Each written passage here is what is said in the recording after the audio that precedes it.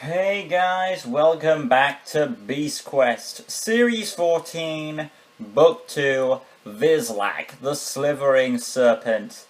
Now, like always, in-depth story analysis and then my overall thoughts on the book. So, let's get on with this. Okay, last review I had a couple of notes I want to mention that I forgot. Well, I didn't forget, they're actually on the video, which I put in notes.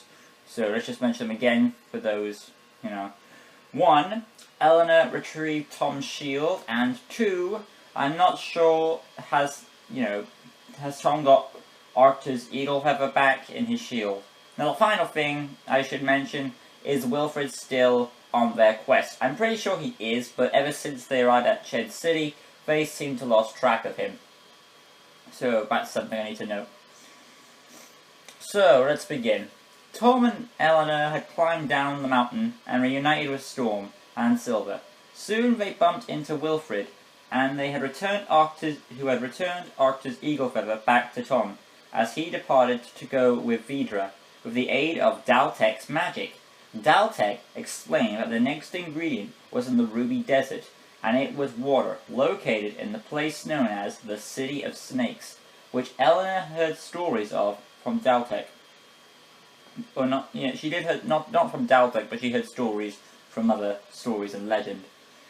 Daltek explained that Vidra's black spell was increasing. Time was starting to run out, so Tom summoned Furno to give them a lift to the Ruby Desert as they waved goodbye to Daltek. Wilfred went with Daltek now, so he's no longer on the journey. That's what we should know.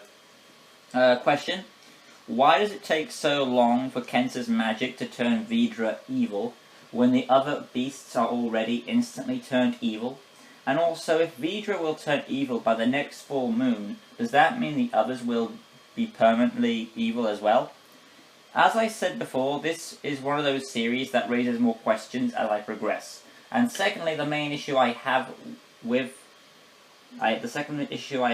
this series, if Kensa knows about these ingredients, why doesn't she destroy them, or send the beasts to destroy them, to stop the cure from being created? That way it wouldn't ruin her plans of taking control of Vidra. But no, she has the beasts guard the ingredients. But for this one, Vislac, now that I've read the entire book, it makes sense that it's hard to find because it's water. And in the desert, it's hard to find water in the desert. But moving on from that, Tom and friends arrive at the Ruby Desert, only to be ambushed by some terrible twisters, crashing our heroes down. Storm got buried in the sand, but he was quickly rescued, and Tom told Furno to return to his domain in Avantia and await their summoning for him when they gathered the water. Speaking of the water, our heroes discovered they had lost the second water supply. With only one can left, it wasn't long before they would be nearly empty of their water supply. Our heroes hoped the water was real, not just for Vidra's sake now, but for our own heroes' sake as well. Tom and friends travelled the rough desert at night time, until finally reaching some ruins, which I believe is the City of Snakes. After observing the ruins, they spotted a statue, but soon came to realize that they could be in the presence of being watched. Then it was revealed that the humanoid statue was actually a man who warned our heroes that Vislac was here. Tom and friends faced Vislac, and after a scuffle involving Silver and Vislac, they then outsmarted him by riding on Storm. Tom used his friend's powerful hooves to smash the ruined walls on Vislac, trapping him temporarily, which I like. It's very rarely we see Storm to get in a badass beast action. Normally he's a transportation device or a plot device. But they soon realized the man known as Ralph stated that only a certain group of people know their way through the City of Snakes, as it was a maze to some kind of treasure. He agreed to help them find the temple, but all the treasure was for him. As he stole the map from Daltek, Tom noticed and said he would give the word to King Hugo about this. Surprisingly, the man didn't seem to care that much, probably because the gold would buy him his freedom. When our heroes mentioned water, Ralph laughed, claiming there was no water in the city. Tom hoped he was wrong, otherwise they would all die of thirst. I must say I like this side character better than other ones, because normally we have side characters who are all goody-goods, but this one is just greedy, and the fact he doesn't care about the consequences of his actions is fascinating to me. Plus, it's a nice foil to our heroes. I wonder if the water is the treasure, by the way, you know, like, the water was the treasure all along. That wouldn't surprise me. Ralph went into more detail, saying about the city was once full of lots of drinking water, but all of it dried out, causing the entire city folk to die of thirst, with only one person left making the map, and that person gave it to Daltec, and that explains how Ralph stole it and all that stuff. Another Twister showed up, swallowing up Silver, but they soon recovered him as the Twister seemed to move on. They then heard Vislac's hiss. It wasn't Vislac, but snakes. Our heroes assumed Vislac had taken control of snakes. Kensa must have given them this ability, as our heroes seemed to know that he was never capable of such power before. So Kensa had given the beast a dark power. Rathcore could shoot his bolts, but when he was evil, that they would now turn his enemy into evil, like he did with Vidra, which sets up the series, of course. Now and as for Vislac here, she gave him the ability to control snakes. Makes sense why she sent him to the Ruby Desert then, because there's lots of snakes in the desert. Anyway, Ralph, Silver, and Eleanor easily climbed over a large wall. But Tom and Storm had to jump over it. Luckily they succeeded, only to be ambushed by Vislac. Tom finally saw that Vislac's tongue was the cursed element with black hardened substance.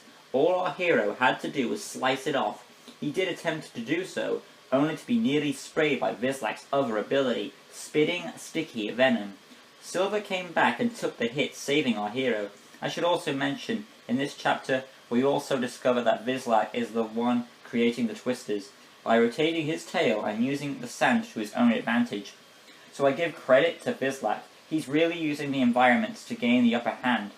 Anyway, Vislac captures Silver and makes a retreat. By this time, this is the third time Silver has been hit. Once when he first tried to go at Vislac, second was in the Twisters, and now here. Only this time it was a sacrifice. Which is ironic, because normally Storm is a plot device and Silver is the cool one, but in this book it is the reverse, and I have to give Adam Blake credit if that was the intention.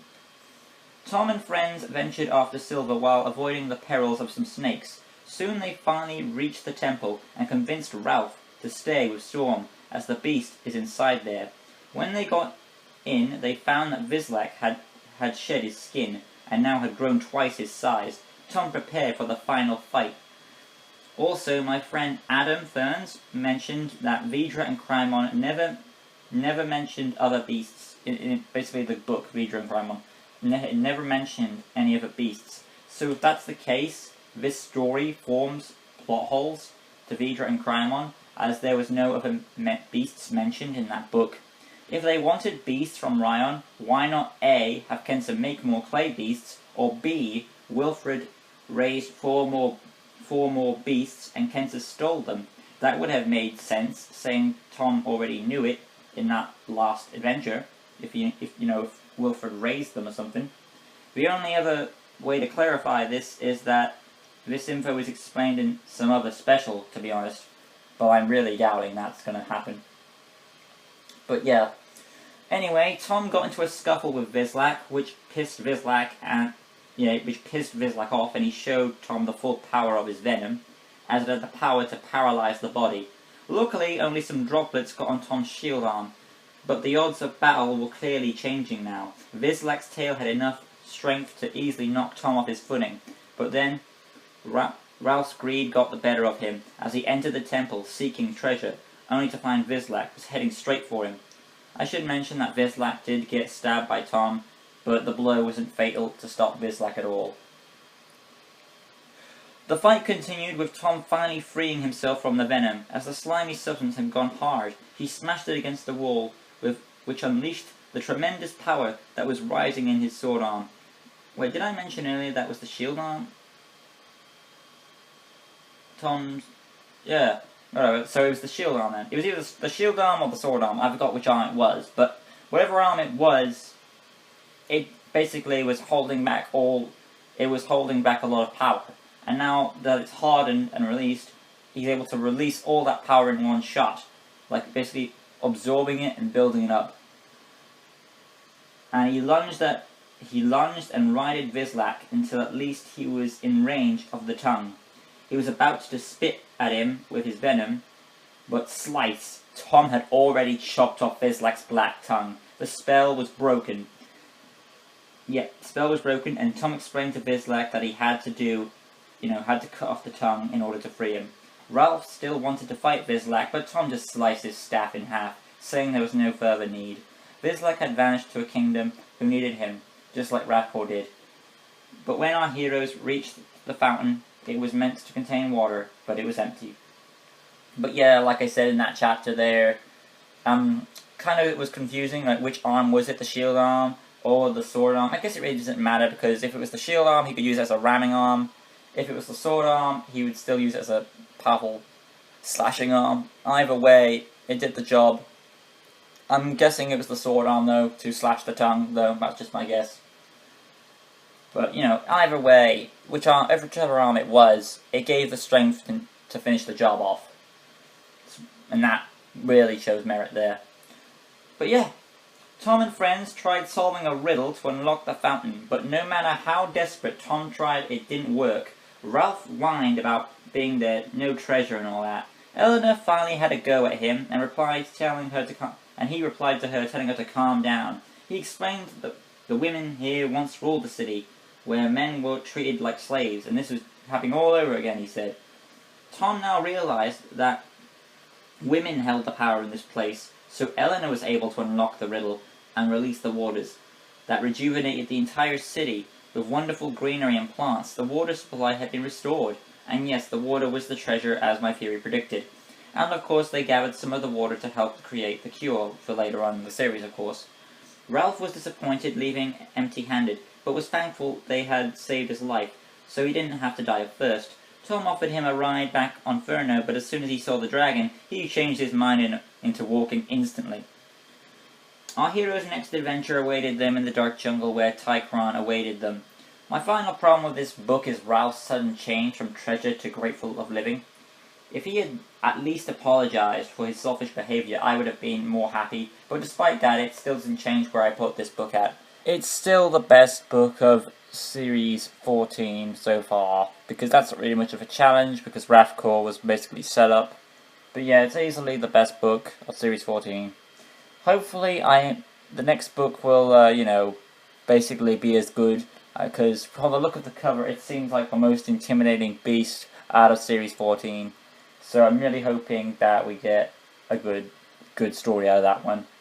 But for what it is, Vislak is a great book, full of treasure hunting, kinda, with some desert action and adventure, tension. Silver goes a nice change, and Ralph, like I said, a different companion to the ones we are used to. Because like I said, they're either goody-goods, or they're either full-on backstabbing traitors. I'm not going to count villains, like Petra and stuff, but, like those traitors in Series 13, was it the Warriors Road? That one. But yeah, this was a nice change with Ralph, having him this side companion go on an arc. Because that's the thing, if you're going to do it with these characters, you're either going to focus on the main ones, or focus on this special character, and have him go for an arc. And it was so close to being perfect. If he just apologized for that behavior, it would have made it better. But, for what it is, it did its best. It did its best for what it's worth. And it just goes to show that some people just can't fully accept apologies or stuff like that. But yeah, this has been my thoughts on Vislac, the Slithering Serpent. And next time on Beast Quest, we'll be fighting another awesome beast. And that, of course, being Tychron, the Jungle Master. Till next time, guys. Peace.